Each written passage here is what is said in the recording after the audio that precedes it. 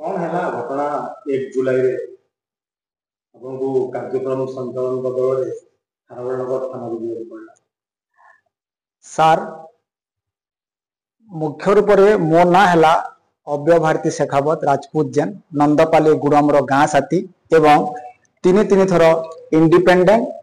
contesting MLA candidate मु 2018 थु एवं 9 मसीह जिला स्तर रे ब्लॉक स्तर रे काम करी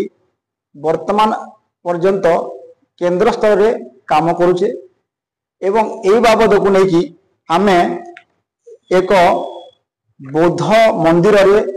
एक मीटिंग आयोजन करा जोटा कि यह हूँ तार रिसेंट कॉपी बुद्ध मंदिर रे आम ऑलरेडी डीसीपी को दिया लिखित रूप से किंतु खारबेलनगर थाना रे किछि लोक को एकत्रित करिकी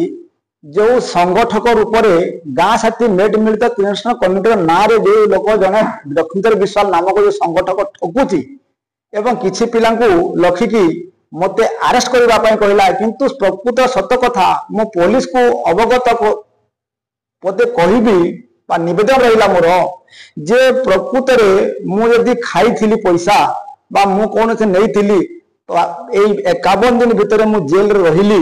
जेल जुडिशियल कस्टडी रे केते टंका पुलिस पाइले केते सीज कले एवं जो घटना सबू जो 3टा ऑफेंस लगे मते सेतिकरे तार केते सत्यता से पाइले धन्यवाद देवी मो मजिस्ट्रेट को एसडीजीएम मजिस्ट्रेट को जे सी मते बेल पाई आज काली छाड़िले 20 तारीख दिन मु रिलीज होकर आसिली एवं आज जो दुखर घटना जो गाँ साथी पिला आज पेट को दाना नहीं एवं देह को कना नहीं अवस्था बुलूंट एमानकर थैथान न करके एवं एमानकठू जो माने संपूर्ण रूप से चांदा बराल करके